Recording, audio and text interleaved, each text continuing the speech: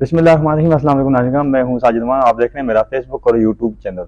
नाज़रीन किराम, इमरान खान साहब वर्सेस एस्टेब्लिशमेंट, ये लड़ाई इतनी फैल चुकी थी कि ये इसका रिवर्स होना बहुत मुश्किल था।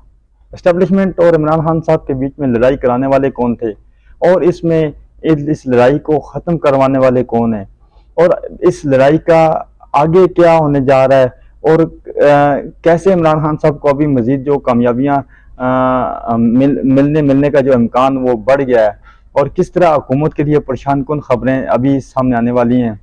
एस्टेब्लिशमेंट और इमरान खान साहब के बीच में जो लड़ाइयाँ थी, दोनों जानब जंग का माहौल बन चुका था। ना एक पार्टी झुक रही थी, ना दूसरी पार्टी झुक रही थी।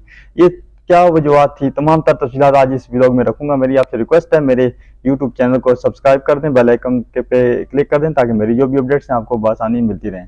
नाज़रीन किराम, जो लोग नए आए मेरे चैनल पे उनको मोस्ट वेलकम करता हूँ, और उनसे रिक्वेस्ट करता हूँ कि आप इंशाल्लाह आपको इसी तरह की इंफॉर्मेटिव जो स्टोरीज़ होंगी, जो खबरें होंगी, वो आपको बआसानी इंशाल्लाह इसी चैनल पे मिलती रहेंगी। आज दो तीन पहलू पे जिक्र करूंगा। एस्टेब्लिशमेंट और इमरान खान साहब के बीच में ये तनाज़ा तब शिद्दत अख्तियार करेगा जब इमरान खान साहब पे हमला हुआ। उसके बाद आज़म स्वाति साहब की वीडियो लीक होती है, उससे पहले उनको अरेस्ट किया जाता है, नंगा किया जाता है, जो भी है वो बरना करके उसको उनके साथ क्या किया जाता है, ये एक क्योंकि आंखों के सामने हाल नहीं, ये उनके उनका बयान है, तो हम इसको इसी तरह कोट करेंगे। उसके बाद इमरान खान साहब ने तीन लोगों का नाम लिया, शहबाज शरीफ साहब, राना सनाउल्लाह और मेजर जनरल फैसल साहब। अब नाज़रीन किराम, उसके बाद ये लड़ाई शिद्दत अख्तियार कर जाती है। ना एस्टेब्लिशमेंट झुकने को तैयार है और ना इमरान खान साहब झुकने को तैयार थी। होता क्या है कि फिर इसी लड़ाई में जो हालात हैं वो बेकाबू हो जाते हैं, क्योंकि जो लोग इस लड़ाई को परवान चढ़ाना चाहते थे, उनका मकसद ये था। उनका पहले मैं मकसद आपको बता दूं। उनका मकसद ये था कि जो मुस्लिम लीग नून और पीडीएम के जो कारकुनान हैं, उनमें पहले ही फौज में जो उनकी पॉपुलरिटी इतनी तो है नहीं पीडीएम की जमातों की, लेकिन जो उनके कारकुनान हैं, जो उनके फॉलोवर हैं, वो पहले ही इस्टेब्लिशमेंट के खिलाफ थे। क्योंकि वो ऑलरेडी मियां नवाज शरीफ साहब की तकरीरें सुन लें, राशिद जरदारी साहब की तकरीरें सुन लें, तो उससे क्या होता था कि इस्टेब्लिशमेंट के अंदर जो गम गुस्सा उनके कारकुनान में पाया जाता था। अब उसको वो जो ताकतें थी जिन्होंने अवाम और फौज को आमने सामने करना था, उनका पहला प्लान था कि पीडीएम की जमातों के खिलाफ करना, उसके बाद इमरान खान साहब के खिलाफ करना, एस्टेब्लिशमेंट और इनके दरमियान आपस में लड़ाई डालना।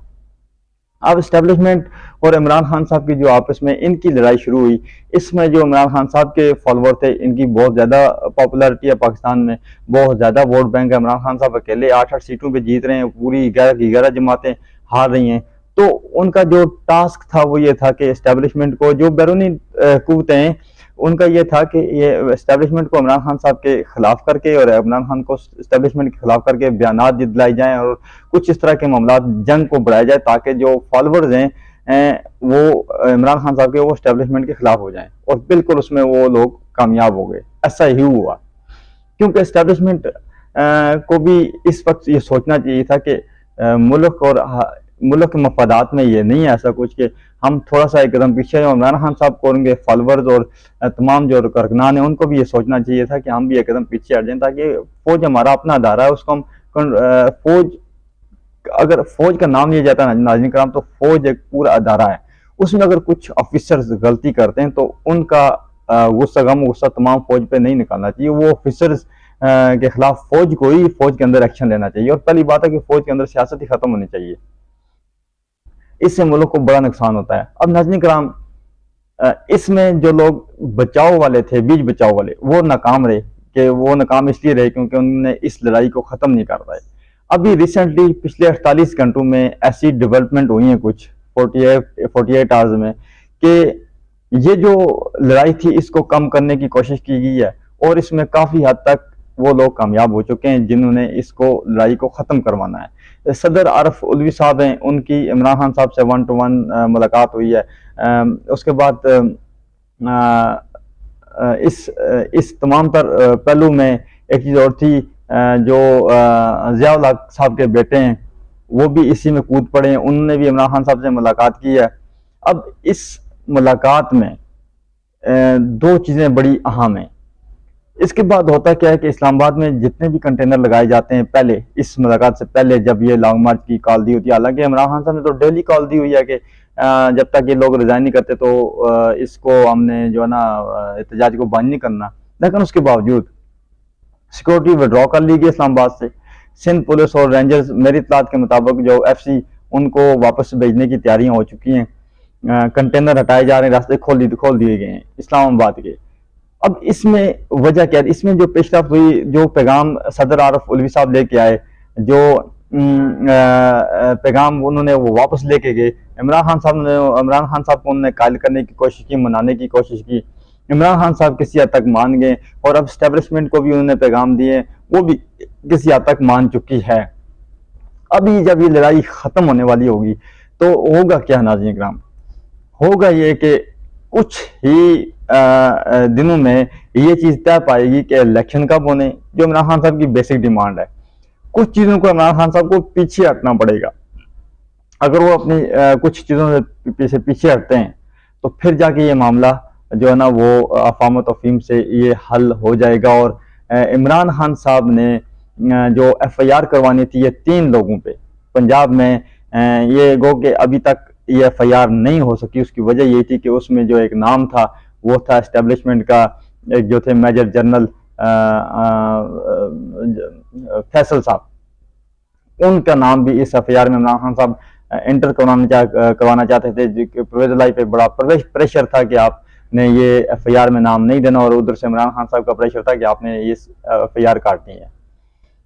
इस मामले पे अभी इमरान खान साहब ने थोड़ी लचक दिखाई है, कुछ चीजें हैंडल हो रही हैं। इसमें जो उमर सरफराज चीमा साहब हैं वो बड़ा जो किरदार अदा कर रहे हैं, बड़ा अहम किरदार अदा कर रहे हैं, ताकि इस मामले को किसी तरह सेटल डाउन किया जा सके और किसी तरह इस तरह के चीजें बनाई जा सकें जिससे इमरान खान साहब को फेस सेविंग मिल जाए और एस्टेब्लिशमेंट को भी कुछ मामलात में उनको भी ताकि रिलीफ यानी मिल जाए। क्योंकि एस्टेब्लिशमेंट में जो चीजें चल रही थी उसमें तमाम तर जो चीज़ें इमरान खान साहब के हक में जा रही थी, एस्टेब्लिशमेंट ये चाहती थी कि ये चीज़ें जो है ना उनके हक में भी ना जाए।